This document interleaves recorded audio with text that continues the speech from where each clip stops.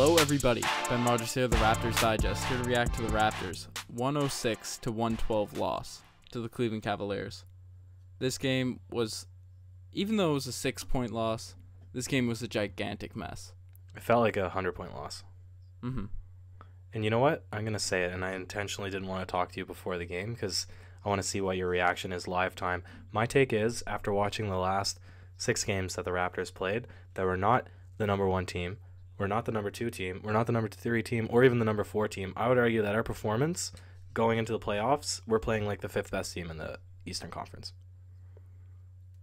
I disagree. I think we're playing like we're probably worse than the Detroit Pistons right now. I put us about 10th. You would say that we're worse than the 5th best team right now, like after the Boston and the Cleveland game. So our defense for the past couple weeks has been really bad, but the last 2 we've jumped off a cliff because we've been keeping in games with our offense. We've been scoring 120, 125 points in our games before these last 2, and Sure. The defense fell off. The offense was fine, but now the offense is just garbage too. We're running ISOs for Serge Ibaka on the wing. What? Well, this is my issue. I mean, Jonas Valanciunas did some good work in the first half. Mm-hmm. He shot 53%. He shot over 50%. So I think he should have taken more shots, right? Bottom line. DeMar DeRozan, and I understand that the Raptors have been good all season because they've played team basketball. But DeMar only had 19 points. He's the best player on the team, and he shot over 50%. He should have taken a couple more shots. And people might contradict or might not agree with that statement right there, but I think that if we're struggling to get an edge, we need our best player to step up and take a couple more shots, even if it's an ISO ball. I 100% agree, and where people are like, oh, ISO, DeMar doesn't need to get shots off ISO. We can run plays for him. We can swing the ball, get him the ball with the ball swinging, and let him attack. It doesn't necessarily have to be ISO, but yes, we need to get DeMar DeRozan more shots. We need Kyle Lowry when he's not hitting his threes, because he's a very good scorer outside the three-point line. But when he's not hitting his threes, he doesn't really do anything this season. Yeah, besides 5 points, scoring 18% shooting. It was just bad performances all around, and it has me nervous because I don't think that if you put the Raptors in the playoffs right now, I don't think we'd win a series against Cleveland. I don't think we'd win a series against Boston. I don't think we'd win a series against even Philadelphia, surprisingly. I've already said before in a hot take that I think that we're worse than Milwaukee in a first-round matchup. And Milwaukee right now is that 8th seed, and we're barely scraping onto that first. So I'm hoping that Milwaukee is going to win more than Washington or Miami. They're only a half game back of both. It's looking like that'll probably happen. So at least if we finish in the first seed, we should have a chance to get our legs back and beat a Washington or a Miami team. Now, people are saying that those teams are good as well, and that's true. But I think that that's the best chance that we have to like figure out what's missing, and we'll talk about that now in a second. Fix it, and then move forward into the tougher matchups in the playoffs. Well, I trust we can figure it out. If we play like this, we aren't winning a game in the playoffs. What is it? Like, this is what probably everybody is wondering. What is it? So obviously defense sucks. Like you said, it dropped off a cliff, and offense has been stagnant too. But why? Well, if you look at the bench unit, the bench unit has been still good. They've been still strong, but the bench unit is much less talented than the starting lineup. The only reason they're playing decent is because they bring this energy. But they just aren't as talented. They're young. They're hitting rookie walls. They're hitting second-year walls. So we can't count on the bench unit to be the leaders of the squad like we did at the beginning, middle of the year when the starters are struggling. So we need the starters to stop playing lethargic, stop moping around, settling for disgusting shots. I don't know if you just watching the game tonight, looking at the shots Kyle Lowry was taking, it was absurd. It was like watching some 8th grader who wants to impress a girl on the sideline, just hucking up whatever he wants. It was driving into 30 people. That's not how Kyle Lowry plays basketball. That's not all. So I'm frustrated. You're blaming it exclusively then on both the inability to perform in the starting unit, which we've been talking about throughout the entire season. So we're saying that normally inconsistency. Normally the starting unit they often don't come out playing at 100%, and then the bench unit will come in and with their performance and their energy, they'll inspire the first unit to play better, which has been sort of the key to success. So and another big issue with the bench unit on top of that is CJ Miles has been the worst the past couple weeks. He's been disastrous. I won't lie. I won't argue that fact. Okay, but so your argument is that now that the bench players, it's showing their inexperience in the league is showing through, and they still have the same energy, but they're just not being able to execute. So you're saying that as much. Yep. Yeah. So now that's causing the starters to not have that spark.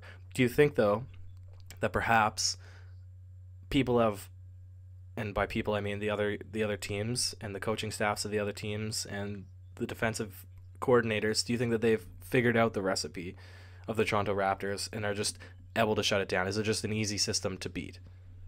No, I disagree with that because we are getting open looks. We're getting the same open shots we were getting 2 months ago. The reason our just team becomes demoralized is because we give up so many easy shots on the other end. And you watch the games. You hear Jack Armstrong say it. You hear everyone. We get bad calls. But this isn't a product of people hating the Raptors or nothing. It's because we play very bad, and then when we play actual defense, we've been playing so bad the whole game, we don't get the benefit of the doubt. So okay, that's fair. And I mean, we don't necessarily get exclusively bad calls. I mean, there's one possession this game that it clearly went off Jakob Poeltl's knee. Yep. And we still got the possession for it. And that happens, I'm talking about fouls and stuff. But you're talking about fouls, yeah. And I agree that like oftentimes when we're playing against LeBron, he'll get a lot of absurd fouls or like nothing called against him. But you're right. It's players get more fouls and teams get more fouls called in their favor when referees see that they're deserving of it. And the Raptors haven't been playing like that. And it happens the same thing. DeMar will get calls that probably shouldn't be called fouls, and he'll get those free throws, he'll get whatever, because he's playing at a high level, right? But when that performance starts dropping, then he won't get those same calls. It's interesting. Yeah, okay. Last thing before we get into the segments then, what do we need to do to remedy this situation? Because we only have 4 games left, and this is not really a time to have a huge gap in the armor that needs to be fixed. Yeah, I mean, it's one thing to stumble for a game or two, but this has been now a trend over the last 2 weeks, I would argue. For sure. So what do we need to do?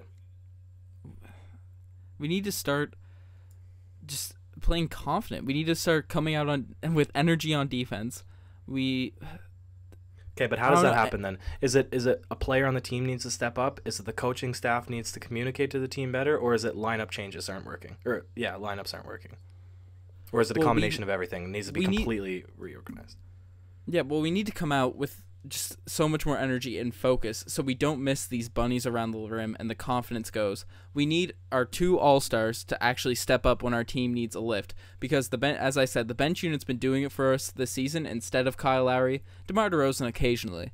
They aren't going to be able to do that. We can't count on DeLon Wright to totally change the situation. That's what our all-stars are for. We can count on them to be solid role players, but they aren't going to be the answer to save everything. We need our 2 all-stars to actually perform at just a level. Just make plays. Even in past years, when Kyle Lowry isn't shooting that well, he'd drive in the lane, make a pass, make an opportunity for a player. He's not. That's not something he's doing consistently this season, and it's frustrating. Yeah, I agree. That seems to be a shift in the league, though. Every year we see more teams settle to take a lot more three-pointers. But, I agree. Inside out, not outside in. That should be the strategy. And we'll see. We'll see what happens. Just and creating. Go ahead. If he can score from the outside, I want him to do that. But if he can't, and even when he hasn't in the past, he'd still do it, as you said, inside out. Yeah, you don't need to shoot out of a funk.